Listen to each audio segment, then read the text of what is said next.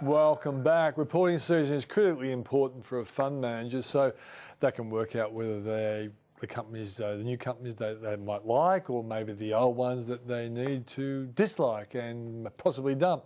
Roger Montgomery is the founder of Montgomery Investment Management, so let's just see what he's seeing and what he wants to do as a consequence of reporting season. Roger, thanks for joining us. It's always a pleasure, Peter.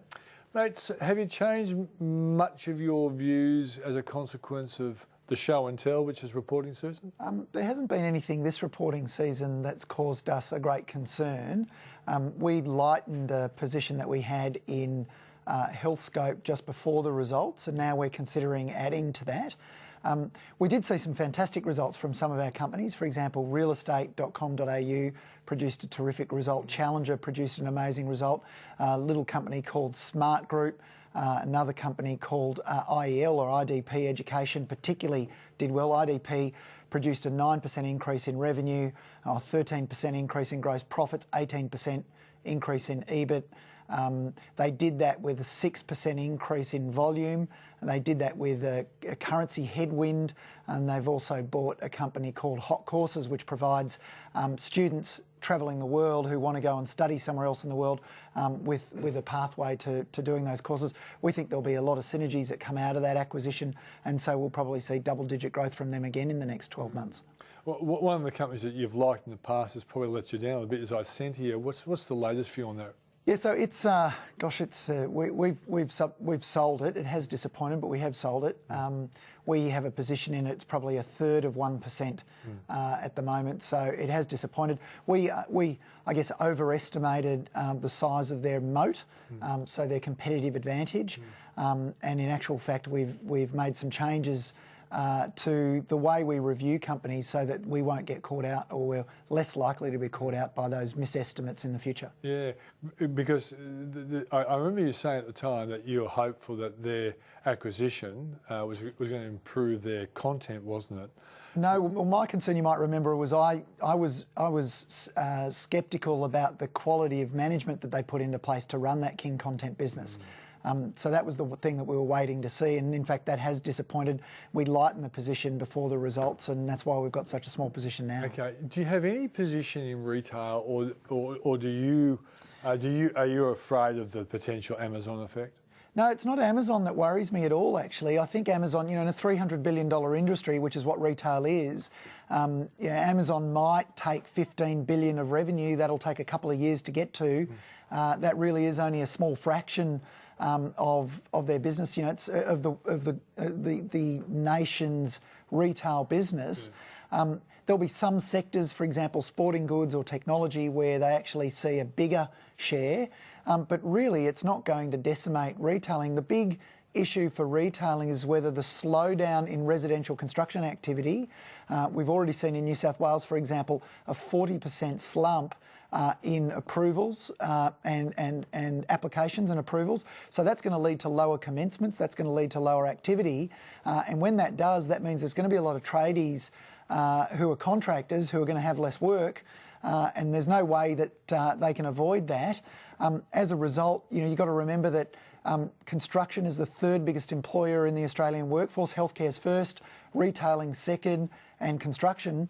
So that's going to have a direct impact on retailing. So we think that the likes of the Nick Scalis of the world and the Harvey Normans, and we just heard Jerry, they're looking backwards and seeing really, really good results, but over the next 12 to 18 months, whether they continue those results is largely dependent on whether those tradies get work elsewhere.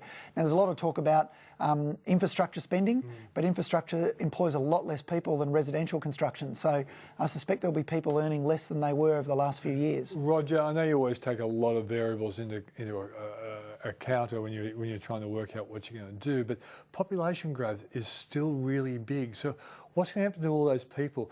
Could governments be forced to go back into like the old housing commission days and actually starting to build properties? Well, I'll tell you what we know. We know that people look at population growth, but really what they need to look at is dwelling or household formation. Household formation grows at about 1.6% per annum at the moment, which is equivalent to about 150,000 dwellings a year.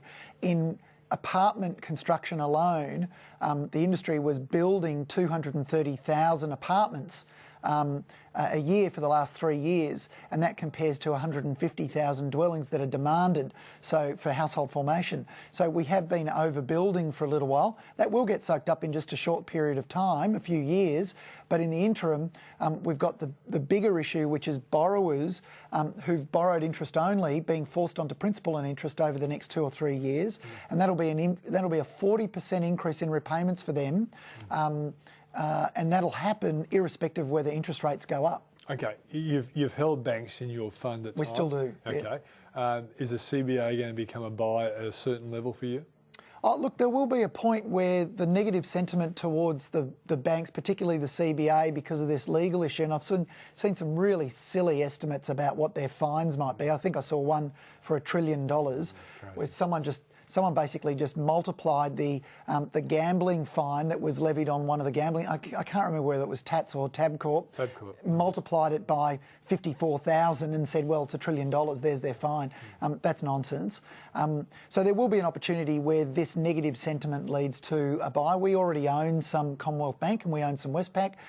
We're looking at National Australia Bank as well, and we think there'll be a point where they're cheap. But just remember, their outlook is not as rosy as the last 5 years. So the next 5 years won't be as strong as the last 5, but you can look at that, value that, and they still might be cheap. So you would take issue with the Reserve Bank's view that we're going to get into the 3% growth range for the next couple of years? Look, if we find that the Treasury's estimate of capital expenditure by businesses, if that leads to employment, then we could see stronger growth.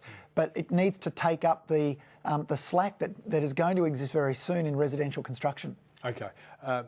Reporting season. Yep. Was there a company that you didn't own, but as a consequence of reporting season and what you saw, you either you bought it or you added more to your portfolio?